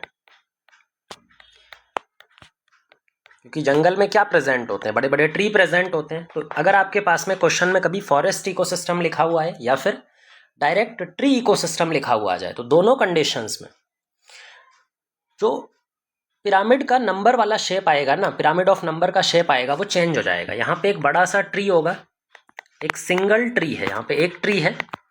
अच्छा, इस एक ट्री पे कितने सारे इंसेक्ट्स पाए जा सकते हैं? बहुत सारे इंसेक्ट्स पाए जा सकते हैं। अगर हम इस ट्री की बात करें तो कितने इंसेक्ट्स मिल सकते हैं? बहुत सारे इंसेक्ट्स मिल सकते हैं, तो इनका नंबर ज़्यादा है इससे। अच्छा, इस इंसेक्ट को बर्ड खाती है, बर्ड्स का जो नंबर है वो इंसेक्ट की कंपैरिजन में तो कम ही होगा। अब यहाँ पर देखो इस शेप को, पहले ये इंक्रीज कर रहा है और फिर ये डिक्रीज कर रहा है, पहले ये इंक्रीज कर रहा है फिर डिक्रीज कर रहा है। तो ये जो शेप आ रहा है वो स्पिंडल शेप बोला जाता है। इस शेप को हम क्या बोलते हैं? Spindle shape. बीच से इसका साइज बड़ा है और दोनों एंड से इसका साइज पॉइंटेड है, छोटा, इसको बोलते हैं स्पिंडल शेप। आपको अब दिखाई देगा फॉरेस्ट इकोसिस्टम में, ट्री इकोसिस्टम में हमें इस तरह का इकोसिस्टम दिखाई पड़ता है। नेक्स्ट हम बात करते हैं पैरासिटिक फूड चेन। जो पैरासिटिक फूड चेन होती है जहाँ पे पैरासाइट प्रेजेंट होते हैं। पैरासाइट ऐसे ऑर्गेनिजम्स जो दूसरे के ऊपर, लिविंग ऑर्गेनिज्म के ऊपर में से फूड ऑब्टेन करते हैं। पैरासिटिक फूड चेन में जो पिरामिड ऑफ नंबर आता है वो इन्वर्टेड टाइप का आएगा, वो बिल्कुल उल्टा हो जाएगा, वो बिल्कुल उल्टा हो जाएगा, इन्वर्टेड हो जाएगा। देखो ऐसे, मान लो एक पेड़ है, सिंगल ट्री है हमारे पास, इस एक पेड़ पे कितने बर्ड्स फीड करते हैं? एक से तो ज़्यादा ही होंगे, तो इस पे बहुत सारे बर्ड्स फीड कर रहे हैं।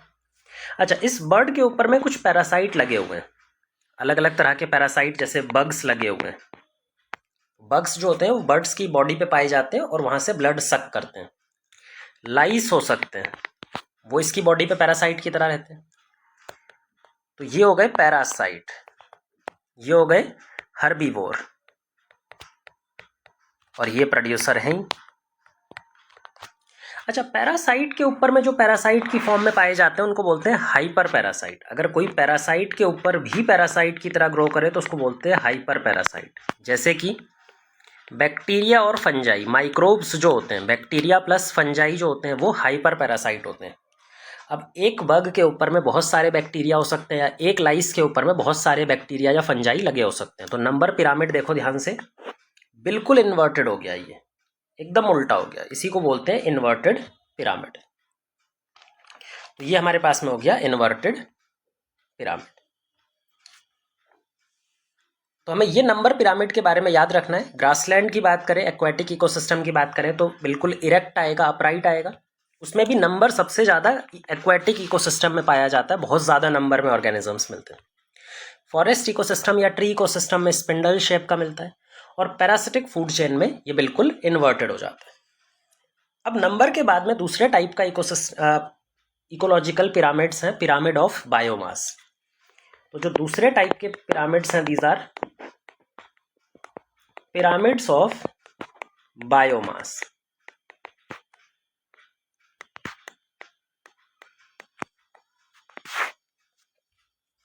बायोमास का मतलब क्या होता है? बायोमास का मतलब होता है ऑर्गेनिक मैटर। बायोमास का मतलब होता है कार्बन मैटर या फिर ऑर्गेनिक मैटर जो किसी ट्रॉफिक लेवल के पास में एसोसिएटेड है। तो हर ट्रॉफिक लेवल के साथ में एक पर्टिकुलर टाइम में कुछ बायोमास एसोसिएटेड होता है, कुछ बायोमास उसका होता है, और जो बायोमास एक पर्टिकुलर ट्रॉफिक लेवल का एक पर्टिकुलर टाइम में होता है उसी को हम बोलते हैं स्टैंडिंग क्रॉप। यहाँ पे पहले हमें स्टैंडिंग क्रॉप पढ़ना है। स्टैंडिंग क्रॉप का सिंपल सा मतलब होता है biomass associated with a given trophic level. किसी भी एक ट्रॉफिक लेवल से जो बायोमास एसोसिएटेड है एट अ टाइम, उसी को हम बोलते हैं स्टैंडिंग क्रॉप। उसी को अपने क्या बुला रहे होते बेटा? Standing crop. हर ट्रॉफिक लेवल के साथ में अलग अलग टाइप का बायोमास एसोसिएटेड होता है। अगर हर ट्रॉफिक लेवल पे अलग अलग बायोमास एसोसिएटेड है तो उसका मतलब क्या है? सिंपल सा,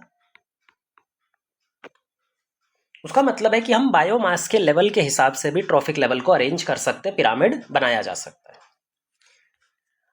अब यहां पे अगर हम मान लो किसी भी टेरेस्ट्रियल एरिया का, ये याद रखना, किसी भी टेरेस्ट्रियल इकोसिस्टम का अगर हम बायोमास पिरामिड बनाते हैं, चाहे वो ग्रासलैंड की बात करो आप, ग्रासलैंड की बात करो आप, या ग्रासलैंड की बात ना करो तो फॉरेस्ट की बात करो, या ट्री की बात करो, है ना, कहीं पे भी आप किसी की भी बात कर लो, टेरेस्ट्रियल इकोसिस्टम में जो बायोमास आता है वो हमेशा अपराइट पिरामिड बनाएगा। हमेशा पिरामिड कैसा होगा? अपराइट, सीधा पिरामिड बनेगा। यहाँ पे जैसे अगर ग्रासलैंड की बात करें तो ग्रास का बायोमास सबसे ज़्यादा होगा, डियर का बायोमास उससे कम होगा, और लायन का बायोमास उससे कम होगा। फॉरेस्ट की बात करें तो भी सेम यही फॉलो होता है। जो सिंगल ट्री होगा, एक ट्री है, उसका बायोमास हमेशा ज़्यादा होता है। इंसेक्ट्स का बायोमास उससे, इंसेक्ट्स मान लो, गिलहरी मान लो, इनका बायोमास उससे कम होगा, और जो बर्ड्स होंगे उसका बायोमास इससे कम होगा। हमेशा अपराइट आता है बायोमास। वहीं पे अगर हम एक्वेटिक इकोसिस्टम की बात करें, अगर हम किसी एक्वेटिक इकोसिस्टम की बात कर रहे हैं तो वहां पे कंडीशन चेंज हो जाती है। एक्वेटिक इकोसिस्टम में कंडीशन बहुत अलग आती है। एक्वेटिक इकोसिस्टम में चाहे हम पॉन्ड की बात करें, चाहे हम लेक की बात करें, चाहे हम ओशन की बात करें, सी की बात करें, तो यहाँ पर जो पिरामिड आता है वो इन्वर्टेड टाइप का आता है। मतलब कुछ ऐसा है, सबसे नीचे फाइटोप्लैंक्टन। फाइटोप्लैंक्टन का बायोमास बहुत कम होता है। फाइटोप्लैंक्टन के बाद में जो बायोमास आता है दैट इज ज़ूप्लैंक्टन। ज़ूप्लैंक्टन, और जो फिश होगी उसका बायोमास ज़्यादा होगा, स्मॉल फिश, और स्मॉल फिश से ज़्यादा biomass larger fish, larger fish. तो हमेशा ये इन्वर्टेड ही आएगा। यहाँ पे फाइटोप्लैंक्टन्स या फिर एल्गी भी लिख लोगे तो भी ऐसा ही रहेगा। अब सवाल आता है कि अगर बायोमास नीचे कम है और ऊपर बढ़ रहा है तो ये इकोसिस्टम, ये फूड चेन चलेगी कैसे? भाई प्लांट्स को हर्बीवोर खाते हैं, हर्बीवोर्स को कार्निवोर्स, प्राइमरी कार्निवोर्स को सेकेंडरी कार्निवोर्स खाते हैं, ये पता है आपको। लेकिन अगर इस तरह का शेप होगा, बायोमास नीचे कम है और ऊपर ज़्यादा है, तो ये तो उल्टा ही कंडीशन रिप्रेजेंट कर रहा है। तो इसमें सर्वाइवल कैसे होगा? देखो, सर्वाइवल का जो रेशियो है वो डिपेंड करता है इनके मल्टीप्लिकेशन रेट पे। भले से फाइटोप्लैंक्टन्स का बायोमास कम है, लेकिन इनका जो मल्टीप्लिकेशन रेट है वो बाकी किसी के भी कंपैरिजन में बहुत फास्ट है। वो अपना नंबर तुरंत मल्टीप्लाई करके रिप्लेनिश कर लेंगे। अगर जू प्लैंक्टन खाता भी है तो ये बहुत जल्दी अपना मल्टीप्लाई करके अपना नंबर रिप्रोड्यूस कर लेंगे। तो बायोमास एक टाइम पे कम रहता है, लेकिन नंबर इतनी जल्दी से बढ़ता है कि वो उसको कंपेंसेट कर देता है। जू प्लैंक्टन्स का भी यही हाल है। जैसे ही स्मॉल फिश इसको खाएगी, वो अपना नंबर बहुत तेजी से बढ़ा पाएंगे as compare to small fish. Small fish का बायोमास ज़्यादा है लार्जर फिश से, कम है, लेकिन ये अपना नंबर लार्ज फिश के कंपैरिजन में ज़्यादा तेजी से बढ़ा सकती है। तो क्योंकि जो मल्टीप्लिकेशन का रेट है वो भी इनवर्स ऑर्डर में चल रहा है, ऊपर जाते हुए मल्टीप्लिकेशन का रेट कम होता जाएगा। तो इस तरह से एक्वेटिक इकोसिस्टम में बायोमास का पिरामिड हमेशा इन्वर्टेड फॉर्म में हमको मिलेगा। एक्वेटिक चेन के बाद में, एक्वेटिक फूड चेन के बाद में अगर हम पैरासिटिक फूड चेन की बात करें, पैरासिटिक फूड चेन की बात करें जो पैरासाइट लीड करते हैं, तो उसमें भी पिरामिड ऑफ बायोमास अपराइट आता है।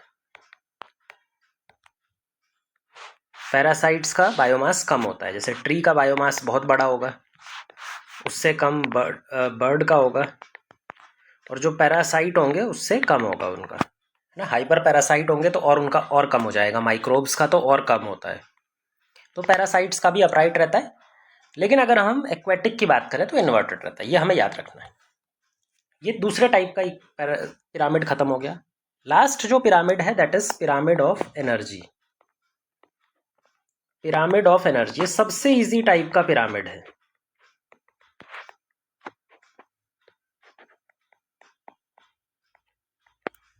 जो पिरामिड ऑफ एनर्जी होता है वो हमेशा अपराइट होता है, 100% और ऑलवेज अपराइट। ऐसा होता क्यों ये समझ लो। देखो, जब भी एनर्जी का ट्रांसफर नीचे वाले ट्रॉफिक लेवल से ऊपर वाले ट्रॉफिक लेवल में होता है, first trophic level plants, second trophic level herbivore, third trophic level consumer, fourth trophic level top consumers. जब भी एनर्जी मूव करती है तो एनर्जी के मूव करते टाइम एक फिक्स्ड एनर्जी का लॉस हो जाता है। हीट की फॉर्म में कुछ एनर्जी हमेशा लॉस हो रही होती है। अब ये जो एनर्जी हीट की फॉर्म में लॉस हो गई, क्या ये वापस आ सकती है? नहीं। और इसकी वजह से एनर्जी तो ऊपर जाने पे कम ही होगी ना। तो एनर्जी का फ्लो हमेशा ऊपर जाने पे कम ही होगा। इसी तरह का पिरामिड आएगा, आप चाहे किसी को भी कंसीडर कर लो। Terrestrial ecosystem, grassland ecosystem, tree ecosystem, aquatic ecosystem, parasitic ecosystem, हमेशा एनर्जी ऊपर वाले ट्रॉफिक लेवल पे रिड्यूस होती है, क्योंकि यहाँ पे लॉस इन्वॉल्व होता है। 100% एफिशिएंसी के साथ एनर्जी ट्रांसफ़र नहीं की जा सकती।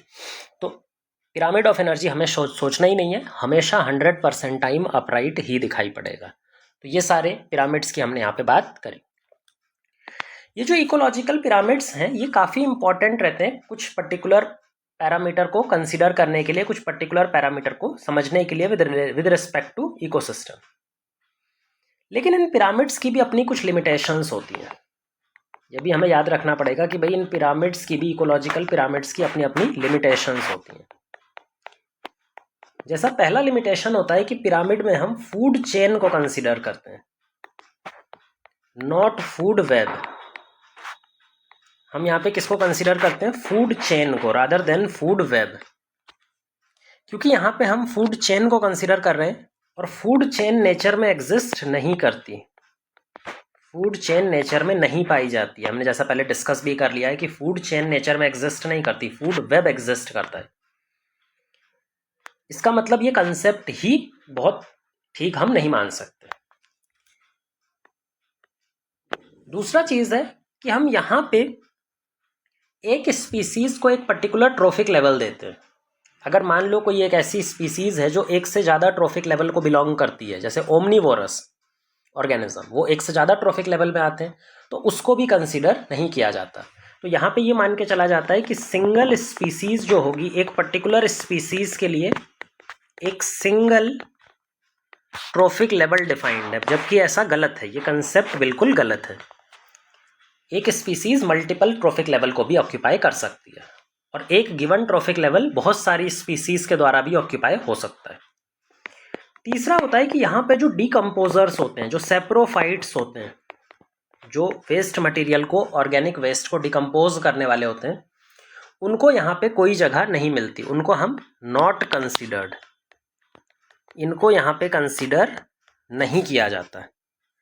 जबकि हमें मालूम है इकोसिस्टम को चलाने में सेप्रोफाइट्स, डीकम्पोजर, सेप्रोफाइट्स या फिर जिसको हम डीकम्पोजर बोलें, इनका बहुत बड़ा हाथ होता है। इकोसिस्टम को मेंटेन करने में डिकम्पोजर का बहुत बड़ा रोल होता है, लेकिन ये यहाँ पे इनको कंसिडर नहीं किया जाता। तो ये पॉइंट भी इनको गलत प्रूफ करता है। स्पीसीज को एक ही ट्रॉफिक लेवल माना जाता है और फूड चेन और फूड वेब में फूड चेन को प्रायोरिटी मिलती है, यहाँ पे हम इसको कंसीडर करते हैं। इसीलिए ये कंसेप्ट बिल्कुल एग्जैक्टली 100% सही नहीं माना जा सकता, इसकी अपनी अपनी लिमिटेशंस है।